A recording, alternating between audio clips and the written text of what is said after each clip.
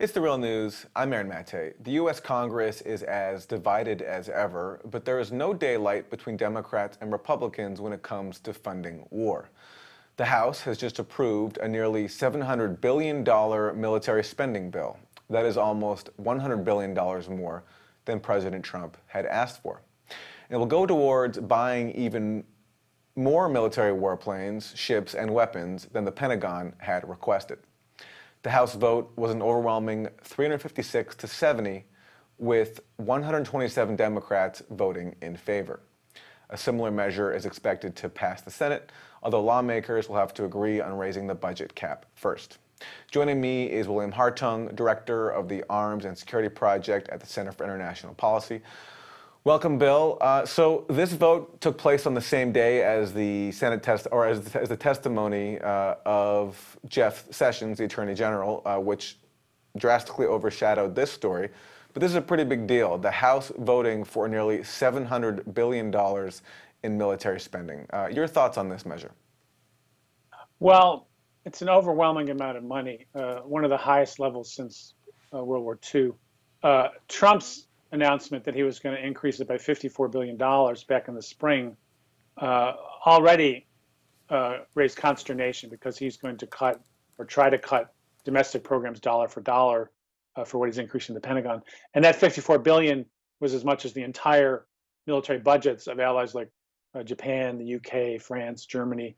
And now this bigger amount that the Congress wants is well in excess of what any of our allies spend and getting close to what Russia spends for its entire military budget. So it's a huge amount of money. And as you suggested, a lot of it is to buy additional weapons beyond even what the Pentagon asked for. And it's things like more F-35s, which is vastly expensive and which my colleagues at the Project on Government Oversight have said is never going to be ready for combat. There's more F-18s, not because they're needed, but because there's a production line in Missouri that members there want to protect because of jobs in their districts and states. They want to throw more money, billions more, at missile defense, build 28 new ground-based interceptors and all kinds of other related missile defense items. There a little bit of money for a mobile ground-based nuclear missile, which would violate the Intermediate Nuclear Forces Treaty in Europe if it were to go forward. They endorsed the $1.7 trillion nuclear modernization plan that President Trump inherited from the Obama administration. So there's a lot of money sloshing around, and very little of it has to do with defending the country. In fact, a lot of it went to new weapon systems, even though they claim the troops need training, we're not taking care of them. Basically, this is a budget about corporations, not so much about helping the troops. Yeah, I mean, what is the process there where the Pentagon submits a request for a certain amount of F-35 joint fighters, and then Congress takes that and then gives them even more than they asked for?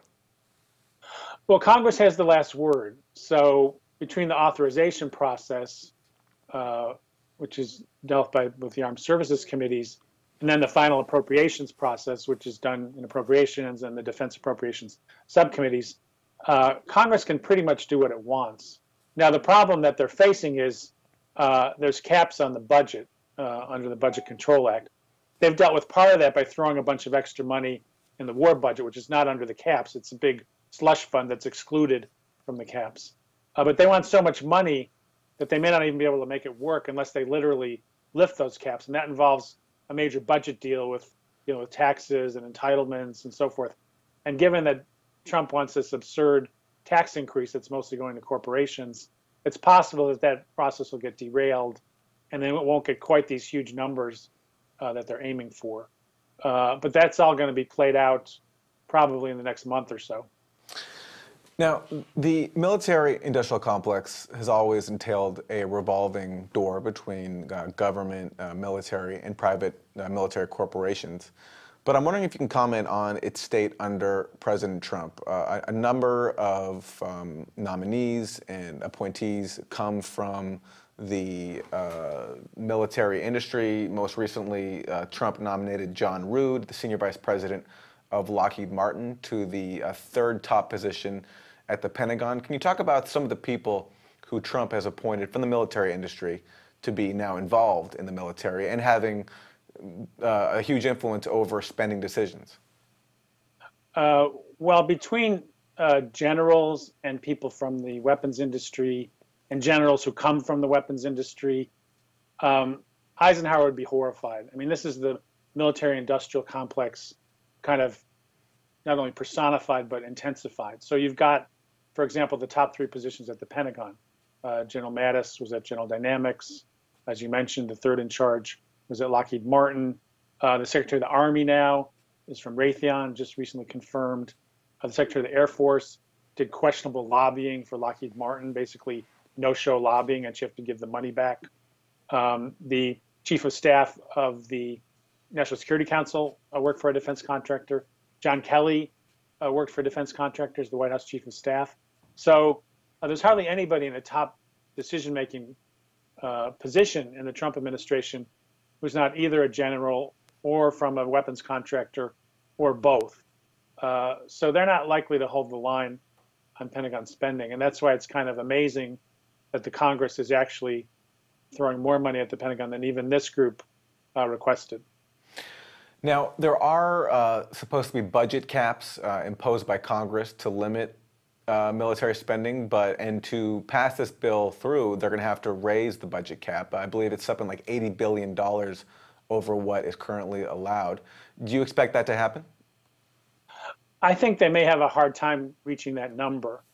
I mean, they can throw money in the war budget, and it's not capped, but they've already done that.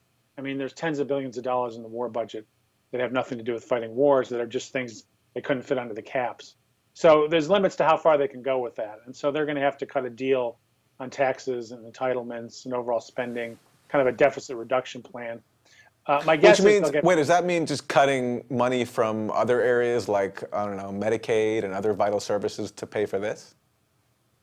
They can do it that way if they hit the number that they're aiming for, which has been, when the bill was passed originally, sort of $1 trillion reduction over 10 years on both sides of the budget. So, but once they make a deal, sure, they can substitute cuts on the domestic side for increases on the Pentagon side.